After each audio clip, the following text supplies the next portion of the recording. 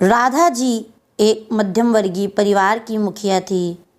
वे अपने बेटे शुभम और बहू मनीषा के साथ रहती थी। एक बेटी सीमा थी जो कि शादी के बाद अमेरिका में बस गई। राधा जी के पति की मृत्यु बहुत पहले ही हो चुकी। शुभम और मनीषा की शादी को 5 साल हो गए थे, लेकिन अब तक उनकी कोई संतान नहीं थी। राधा जी बहू मनीषा जॉब करती थी, जो कि राधा जी को बिल्कुल भी नहीं सुहाता था। वे जल्द से जल्द दादी बनना चाहती थी, लेकिन मनीषा और शुभम यह अच्छी तरह से जानते थे कि अभी मनीषा का जॉब करना कितना ज़रूरी है। राधा जी अपने बेटे शुभम से इस बारे में बात करती तो शुभम किसी न किसी बहाने से बात को टाल देता था।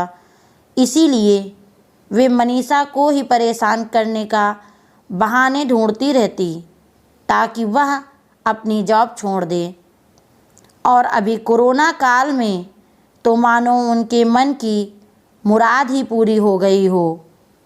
हालांकि वे दिल की बुरी नहीं थी, लेकिन पोते की चाहत में वे ना चाहते हुए भी ऐसा कर जाती थी। अपनी हम उम्र सहेलियों को दादी बनते देखकर उनका मन दुखी हो जाता। उस दिन भी घर में ऐसा ही कुछ हुआ। ऑफिस में काम की वजह से मनीषा देर तक सोती रही और राधा जी को अच्छा खासा मौका मिल गया। ये क्या बहू, अभी तक सो रही हो? पता है सुबह के 10 बज गए हैं। शुभम भी बेचारा कब से उठकर ऑफिस के काम में लग गया है और तुम हो कि अभी तक सोई पड़ी हो। चलो उठकर सबके लिए चाय नाश्ता बना लो। मुझसे कुछ हो नहीं पाता है, वरना मैं तो तुम्हारे भरोसे कभी नहीं रहती, खुद ही सब कर लेती। सॉरी माँ जी, वह देर रात तक काम चलता रहा, इसीलिए सुबह सुबह ही सो पाई थी, इसीलिए समय का पता ही नहीं चला। आप चलिए, मैं अभी जल्दी से आती हूँ। हाँ हाँ ठीक है, मेरा कुछ नहीं, पर शुभम को देख लो, उसे कुछ चाहिए तो नहीं? कब से उठा है बेचारा। हे भगवान, मुझे जल्दी से ठीक कर दे ताकि मैं ही अपने बेटे का ध्यान रख सकूं। राधा जी ने नाटकीय अंदाज में कहा। राधा जी ने अपनी बहू मनीषा को उठाते हुए कहा। मनीषा ने घड़ी देखी तो वाकई 10 बज गए थे। आज उसकी आँख कैसे नहीं खुली। वह जल्दी जल्दी अपने काम निपटाकर हॉल में आई तो शुभम अपने लैपटॉप के साथ ऑफिस के काम कर रहा था।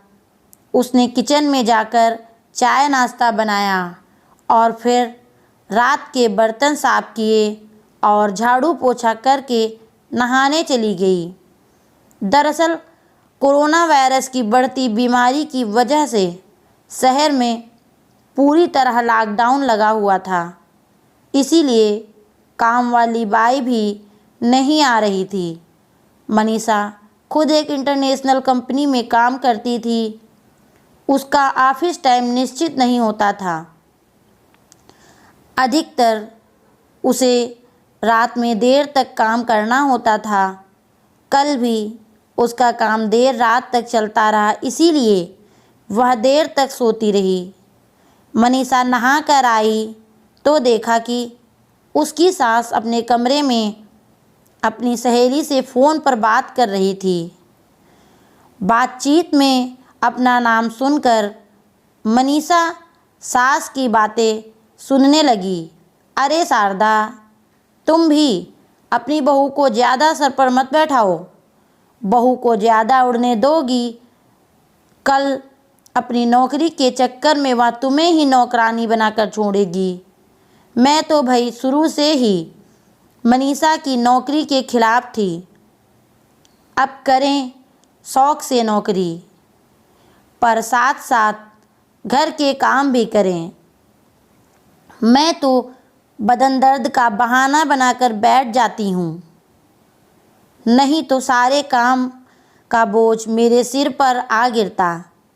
मैं कोई मुफ्त की नौकरानी थोड़े ही हूँ। मैं तो कहती हूँ तुम भी यही किया करो। अपनी सास की बातें सुनकर मनीषा की आंखों में आंसू आ गए। वह जिस सास को बीमार समझकर उनकी दिन रात सेवा करती है, उन्हें एक गिलास तक उठाने नहीं देती। सारा दिन घर का और रात को ऑफिस का काम करके थकान से चूर होकर उफ भी नहीं करती। उसका यह फल मिला। उसे माना वे मेरी नौकरी के खिलाफ हैं। मगर यदि घर की किस्त नहीं देनी होती तो वह भी कभी नौकरी नहीं करती। वह तो शुभम का बोझ कम करने के लिए नौकरी करती है। खैर, अभी के मुश्किल समय में वह सास से किसी भी बात पर बहस नहीं करना चाहती थी। इसीलिए वह घर का माहौल भी खराब नहीं करना चाहती थी और उनकी बात को नज़रअंदाज करके वहाँ से चली गई। लेकिन उसकी नज़रों में राधा जी की इज्जत ज़रूर कम हो गई थी।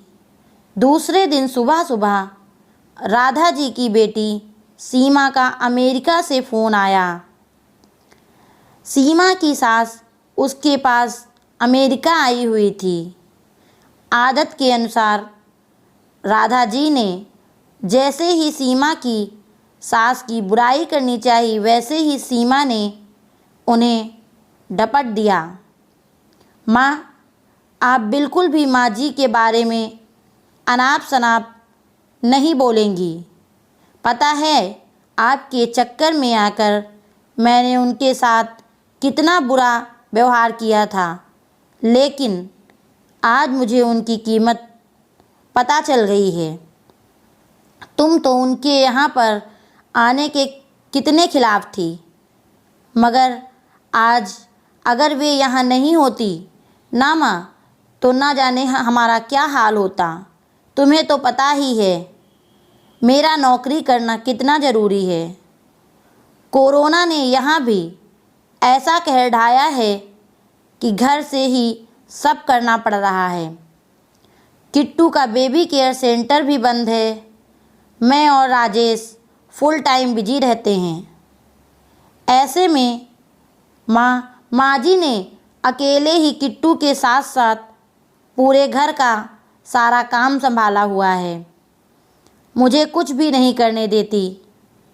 अगर वे नहीं होती तो माँ हमारा क्या होता, यह सोचकर ही रोंगटे खड़े हो जाते हैं।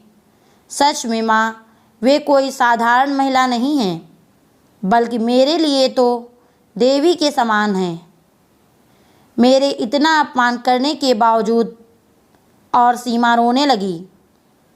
उसने फ़ोन कट कर दिया। सीमा की बात सुनकर राधा जी की भी आंखें भर आईं। उन्हें अपनी भूल का एहसास हो गया था। मनीषा तो वाकई उनका कितना ख्याल रखती थी। उनकी कड़वी से कड़वी बात का भी बुरा नहीं मानती, उल्टे जवाब भी नहीं देती। तो फिर वे स्वार्थ में कैसे अंधी हो गईं, इतना कैसे गिर गईं कि ऐसे मुश्किल समय में अपने ही परिवार की सहायता नहीं कर सकती। उन्होंने उसी समय मनीषा को बुलाकर उसके सिर पर प्यार से हाथ फेरते हुए कहा, आज से घर के कामों का आधा जिम्मेदारी मेरी रहेगी। मैंने आज तक तुम्हें जो भी कहा और किया उसके लिए सॉरी। चलो अब तुम जाकर आराम करो, खाना मैं बना लूँगी। इधर सास का बदला हुआ रूप देखकर मनीषा की भी आंखों में आंसू आ गए थे। और अपनी सास के प्रति उसके मन में फिर से पहले जैसा सम्मान वापस आ गया था। शायद हमारे जीवन में मुश्किल समय आता ही इसीलिए है कि हमें एक दूसरे की अहमियत का पता चल सके। दोस्तों, यह थी आज की कहानी कैसी लगी हमें कमेंट बॉक्स में ज़रूर बताएं और ऐसी ही कहानियाँ सुनने के लिए हमारे चैनल को सब्सक्राइब करें।